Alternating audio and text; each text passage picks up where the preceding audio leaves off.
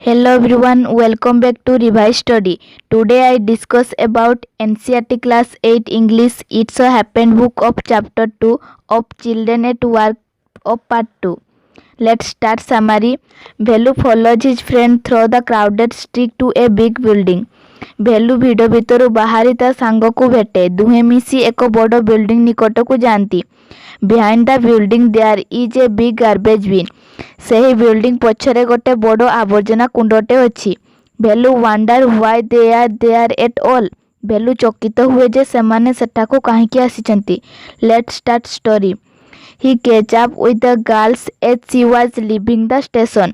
ଯାହା ବି ହେଉ ଝିଅଟି ଷ୍ଟେସନ ବାହାରକୁ ଯାଉଥିବା ବେଳେ ଭେଲୁ ତାକୁ ପାଇଗଲା।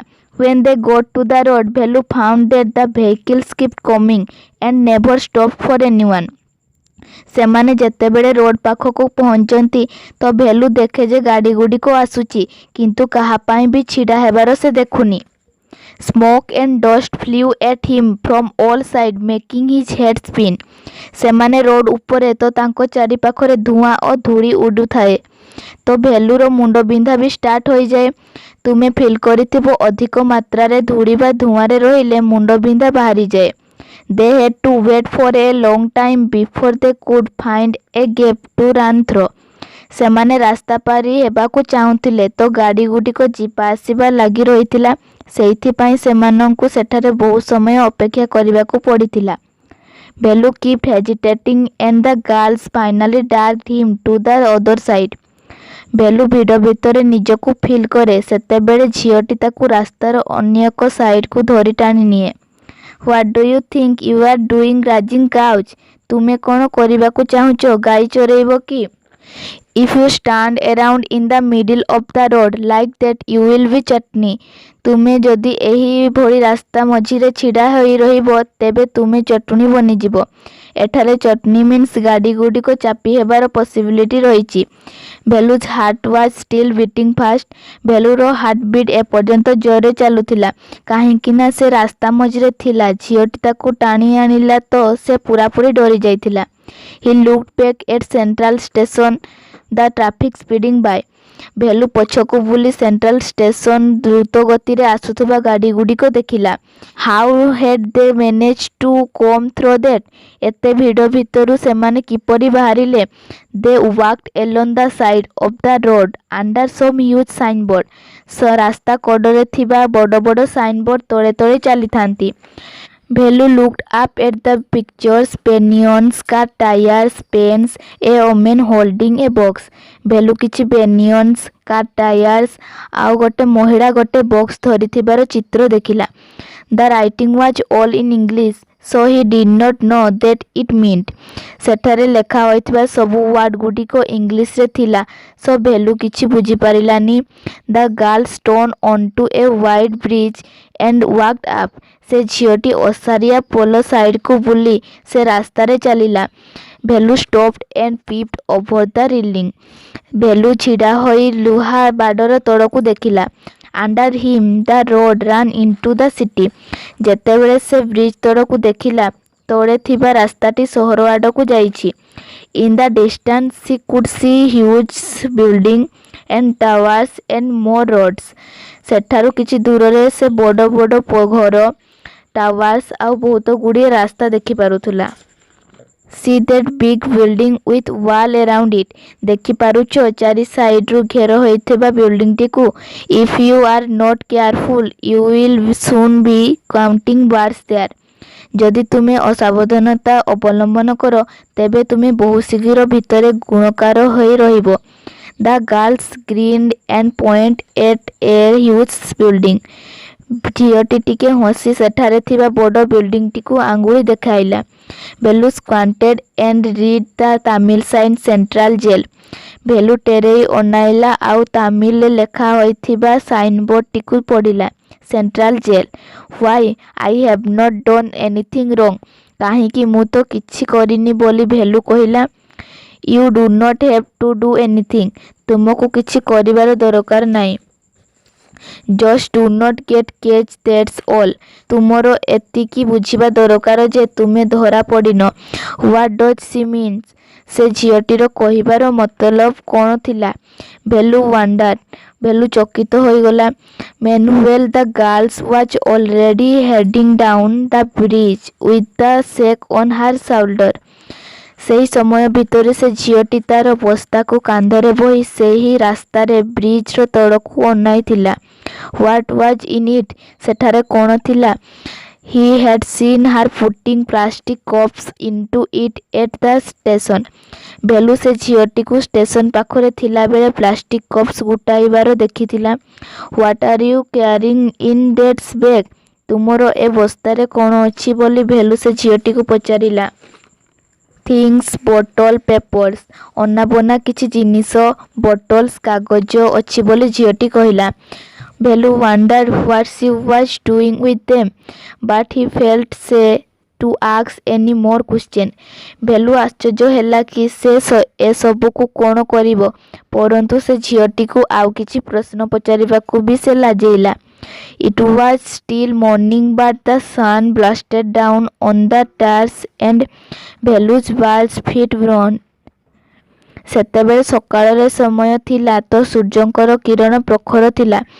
ଭେଲୁର ପାଦ ତାକୁ ଜଳିଗଲା ପରି ଲାଗୁଥିଲା, କାହିଁକି ନା ସେ ବିନା ଜୋତାରେ ଚାଲୁଥିଲା। It was not like walking on a mud road, କାହିଁକି ନା ଏହା କାଦୁଅ ରାସ୍ତା ପରି ନଥିଲା। He was soaked with sweat, ସେତେବେଳକୁ ସେ ପୂରାପୂରି ଝାଳରେ ଭିଜି ଯାଇଥିଲା। He tried hard to walk in the shade and keep up with the girls at the same time. Velu ଛାଇରେ ଅର୍ଥାତ୍ ସେ ଝିଅଟି ସାଙ୍ଗରେ ଚାଲିବା ପାଇଁ ପ୍ରୟାସ କଲା। ସି ୱାକ୍ଡ ରିଏଲି ଫାଷ୍ଟ, ସତରେ ସେ ଝିଅଟି ବହୁତ ଜୋରରେ ଚାଲୁଥିଲା। ହାଉ ଫାର ଏୱେ ୱାଜ ଦ ଫୁଡ୍? ସେମାନେ ଯେ ଯାଉଥିଲେ ଖାଦ୍ୟ ଖାଇବା ପାଇଁ, ତ ପ୍ରକୃତରେ ସେଇଟା କେତେ ଦୂରରେ ଥିଲା? After almost an hours of walking they stopped in front of a big building. ପ୍ରାୟ ଘଣ୍ଟାଏ ଚାଲିବା ପରେ ସେମାନେ ଗୋଟିଏ ବଡ଼ କୋଠା ସମ୍ମୁଖରେ ଅଟକି ଗଲେ। Shri Rajarajeshwari Prasanna Kalyan Mandap, read Velu slowly. ଶ୍ରୀ ରାଜରାଜେଶ୍ୱରୀ ପ୍ରସନ୍ନ କଲ୍ୟାଣ ମଣ୍ଡପ ବୋଲି ଭେଲୁ ଧୀରେ ଧୀରେ ପଢ଼ିଲା। A sign with letters made up of flowers said groom J B. Vinayagam bride Rani. ଫୁଲରେ ସଜ୍ଜିତ ହୋଇଥିବା ଏକ ବୋର୍ଡରେ ଲେଖା ହୋଇଥିଲା, ବର ଜେ.ବି. ଭିନୟଗନ୍ ଓ କନ୍ୟା Rani. Velu stared at the big cars parked outside. ବାହାରେ ପାର୍କିଂ ଏରିଆରେ ଛିଡ଼ା ହୋଇଥିବା କାରକୁ ଭେଲୁ ଚାହିଁ କିଛି ସମୟ ରହିଗଲା। One of the cars had a flowers garland and rose tape into it. ଗୋଟିଏ କାରକୁ ଫୁଲମାଳ ଏବଂ ଆଉ କିଛି ଗୋଲାପ ଫୁଲରେ ସଜ୍ଜିତ କରାଯାଇଥିଲା। The girls looked around, pulled one off quickly and stuck it in her hair. ଝିଅଟି ଚାରିଆଡ଼କୁ ବୁଲି ଦେଖିଲା, ଆଉ ହଠାତ୍ ଗୋଟିଏ ଫୁଲକୁ ସେଇଠୁ ଆଣି ତା କେଶ ମୁଣ୍ଡରେ ଘଷିଦେଲା। Come on, she said. ତାପରେ ସେ ଝିଅଟି ଭେଲୁକୁ ଆସିବା ପାଇଁ କହିଲା। Are we going to eat her? asked value, looking at the huge hall and the people inside. Virat hall ଏବଂ ଭିତରେ ଥିବା ଲୋକଙ୍କୁ ଦେଖି ଭେଲୁ ସେ ଝିଅଟିକୁ କହୁଥାଏ, ଆମେ ଏଠାରେ ଖାଇବାକୁ ଯାଉଛୁ କି? Hope, said the girl, shaking her thumbs under his nose. ଆଶା ତ ଅଛି, ନାକ ତଳେ ଆଙ୍ଗୁଳି ରଖି ଝିଅଟି ଭେଲୁକୁ କହିଲା। She led him behind the hall. ସେ ଝିଅଟି ଭେଲୁକୁ ହଲ୍ ପଛକୁ ନେଇଗଲା। There was a big garbage bin overflowing with rubbish. ସେଠାରେ ଆବର୍ଜନାରେ ପୂର୍ଣ୍ଣ ହୋଇଥିବା ଗୋଟିଏ ବଡ଼ ଡଷ୍ଟବିନ୍ଟେ ଥିଲା। Two goats were standing on the pile, fighting for a banana leaf. ଦୁଇଟି ଛେଳି ଆବର୍ଜନା ଗାଦିରେ ଠିଆ ହୋଇ କଦଳୀ ପତ୍ର ପାଇଁ ଦୁହେଁ ଦୁହିଁଙ୍କ ମଧ୍ୟରେ ଲଢ଼ୁଥିଲେ। A cloud of flies buzzed around their legs. ତାଙ୍କ ଗୋଡ଼ ପାଖାପାଖି ମାଛିମାନଙ୍କର ଭିଡ଼ ଲାଗି ରହିଥିଲା। There was a rotten smell in the air. ପଚି ଯାଇଥିବା ଦୁର୍ଗନ୍ଧ ସେଠାକାର ପବନରେ ଘୂରି ବୁଲୁଥିଲା। The girls picked up of a squishy banana and held it out to value. ଝିଅଟି ଚକଟି ଯାଇଥିବା କଦଳୀକୁ ଉଠାଇ ଭେଲୁ ଆଡ଼କୁ ବଢ଼ାଇଲା। Here's your food. ଏଇଠି କ'ଣ ତୁମ ଖାଦ୍ୟ ଅଛି? Value was shocked. ଭେଲୁ ଆଶ୍ଚର୍ଯ୍ୟ ହୋଇଗଲା। Are we going to eat their left over? आमे कौन सेमानक अवशिष्ट खाद्य को खाइबा को जाउछु कि? छी, what do you think? I am a dog. I only take untouched food. झीटी कहला, छी, तुमे मो विषय कौन भावुछ? मु कौन कुकुर? मु सेही खाद्य खाइबा को संग्रह करुछि जेउ खाद्य को केही भी छुई नहांती। Here some more catch she through his a vada. झीटी भेलु को गोटे भादा फिंगी ताकू धरिबा को कहला। Velu looked at it with distaste.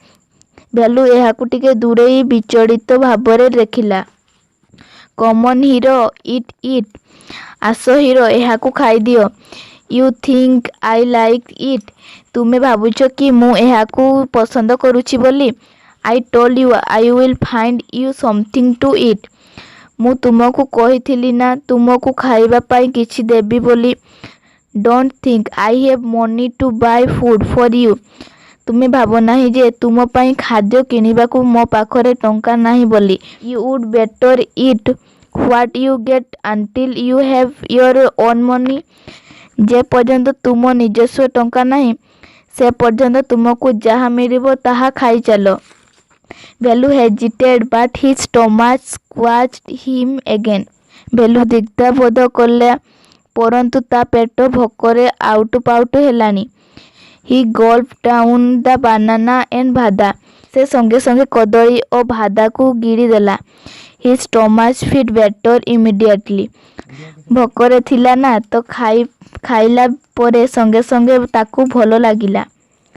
He could have eaten at least 10 times more but the girls could find only one more banana which she ate herself. से कम 10 गुणा खाई पारि थांता परंतु से झीटी गोटे कदली को खोजी से निजे खाइला। It's too early they have only eaten tiffin. झीटी कहला, आमे जल्दी आसीगले ए जाए से माने तो टिफिन ही करिसंती। If you are still hungry, you will have to wait for them to finish lunch. जदि तुमे एबे भी भोकिला अनुभव करुछ तेबे तुमको सेमानक मध्याह्न भोजन शेष हेबा पर्यंत अपेक्षा करबाकू पड़िबो। You can wait if you want. तुमे चाहिले अपेक्षा करि पारिबो। I have to work. I am going. मु जाउछि मते काम करबाकू पड़िबो। She pick up a couple of bottles from the heap and threw it into her sack. से झीटी गदारू 2टी बोतल बाहर करी ता झूलारे भर्ती कला। Then she walked off. तापरे से चलीगला। भेलु भयभीत हैला। She realized that if the girls left him, he had no idea where he was and what to do. से हृदयंगम कला जे जदि झीटी ताको छाड़ी दिए से केउठारे अछि एवं कोन करिवो ताहा जानि नथिला। It was better to stick to her. She seemed to know her way around. भेलु पाई सेतेबेले से झीटी सह रहिबाटा सबुठु भलो थिला काहेकि ना से झीटी को सबु रास्ता जणा थिला। He ran after her again. पुणी से झीटीर पछे पछे दौड़िला। ए ही called. ए बोली भेलु डाकिला। He did not even the girl's name. ए पर्यंत भेलु से झीटीर ना जानि नथिला। ए what is your name? He asked hearing behind her. ए तुम ना कौन बोली तोर बोरिया भावरे झीटीर पछरे जाई भेलु पचारिला। She stopped and turned around. से झीटी अटकी जाई बुली पड़िला। Oh, so you have been following me around without even knowing my name, Jaya? Oh, so you have been following me around without even knowing my name, Jaya? ओ तुमे मो नाम भी जानी न तथापि ए पर्यंत मते पीछा करूछ। मो नाम Jaya. I am not following you. मु तुमको पीछा करूनी। What then? How got you food? तो फिर तुमको खाइबा को किए देला? Can I come with you? कौन मु तुम सांगरे आसी परिबी? Where are you going? तुमे कुआडे जाउछ बोली भेलु झीटी को पचारिला। Come if you want.